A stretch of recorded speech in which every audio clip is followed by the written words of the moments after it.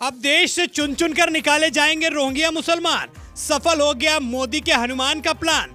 Court ने सुना दिया बहुत बड़ा फैसला। अब ओवैसी पीटेंगे अपनी छाती। सुप्रीम कोर्ट ने साफ कह दिया है कि 24 मार्च 1971 के बाद असम में आने वाले सभी बांग्लादेशी घुसपैठिए हैं और उन्हें जितना जल्दी हो निकाला जाना चाहिए।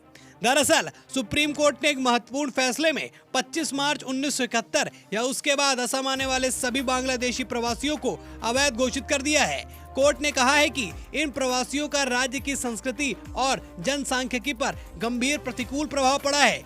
केंद्र और राज्य सरकारों को इनकी पहचान, पता लगाने और निर्वासन में तेजी लानी चाहिए। यह फैसला सुप्रीम कोर्ट की 5 न्यायाधीशों की पीठ ने 4-1 के बहुमत से सुनाया है। पीठ ने नागरिकता अधिनियम धारा 6A की वैधता को बरकरार रखा। ये धारा दिसंबर 1985 में 15 अगस्त को अस्तित्व में आए असम समझौते के अनुरूप पेश की गई थी। यह समझौता तत्कालीन प्रधानमंत्री राजीव गांधी सरकार और असम के छात्र संघों के बीच हुआ था, जो बांग्लादेशियों के बड़े पैमाने पर अवैध आवक के खिलाफ आंदोलन कर रहे थे। धारा 6A को सुप्रीम कोर्ट में इस आधार पर चुनौती दी गई थी कि यह नागरिकता प्रदान करने के लिए संविधान में निर्धारित तिथि से अलग है। आप पहले बांग्लादेशियों की नागरिकता का नियम समझ लीजिए। सुप्रीम कोर्ट ने अपने फैसले में स्पष्ट कर दिया है कि नागरिकता अधिनियम 1955 की धारा 6A के तहत 1 जनवरी 1966 से पहले असम में प्रवेश करने वाले बांग्लादेशियों को भारतीय नागरिक माना जाएगा। उसने यह भी साफ साफ कहा है कि 1 जनवरी 1966 और 24 मार्च 1971 के बीच राज्य में आने वालों को कुछ शर्तों के अधीन 10 साल बाद ही नागरिकता दी जानी थी। कोर्ट ने भी ये मान लिया है कि बांग्लादेशी घुसपैठियों से असम को खतरा है। जस्टिस सूर्यकांत ने अपने और जस्टिस MM सुंदरेश और जस्टिस मनोज मिश्र के लिए 185 पन्नों का बहुमत का फैसला लिखा। इसमें धारा 6 की वैधता के अलावा बांग्लादेशी प्रवासियों के अवैध प्रवाह के कारण असम के निवासियों के सामने आने वाली सांस्कृतिक और जनसांख्यिकी संकट का भी जिक्र किया गया और इससे निपटने के उपाय बताए गए। मुख्य न्यायाधीश जस्टिस DY चंद्रचूड़ ने अपने फैसले में सिर्फ इतना बताया कि धारा 6A वैध है।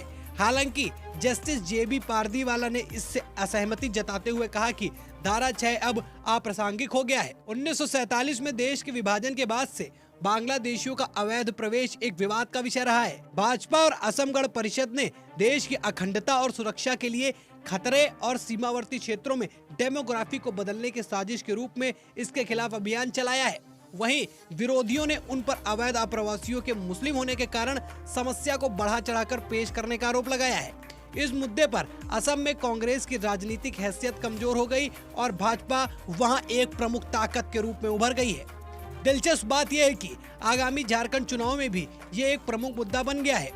जस्टिस कांत ने असम में बांग्लादेशी प्रवासियों की अनियंत्रित घुसपैठ से उत्पन्न स्थिति से निपटने के लिए 2 दशक पुराने एक फैसले का हवाला दिया। सर्बानंद सोनोवाल मामले में सुप्रीम कोर्ट ने कहा था कि इसमें कोई संदेह नहीं है कि असम राज्य को बांग्लादेशी नागरिकों के बड़े पैमाने पर अवैध प्रवासन के कारण बाहरी आक्रमण और आंतरिक अशांति का सामना करना पड़ रहा है। यानी हेमंत बिस्वा शर्मा जिस तरीके से घुसपैठियों को देश से बाहर निकालने की तैयारी कर रहे थे और उनके अवैध कब्जे पर बुलडोजर चला रहे थे, उस पर अब कोर्ट ने साफ कर दिया है कि उनके साथ ही बर्ताव होना चाहिए, क्योंकि यह न सिर्फ असम के लिए बल्कि पूरे भारत के लिए खतरा है।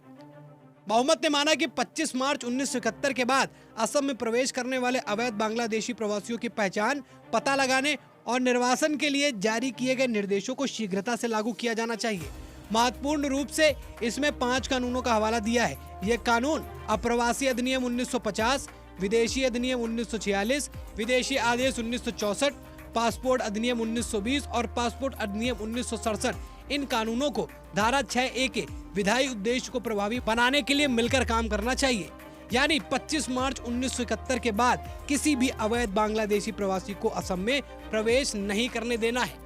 आपको सुप्रीम कोर्ट का ये फैसला कैसा लगा? अपनी राय कमेंट सेक्शन में बताएं और वीडियो लोगों तक साझा करके उनको ये जानकारी दें। फिर मुलाकात होगी एक नए वीडियो के साथ। इस वीडियो को लाइक और शेयर करें। चैनल को अभी तक सब्सक्राइब नहीं किया है तो चैनल को सब्सक्राइब जरूर करें। धन्यवाद।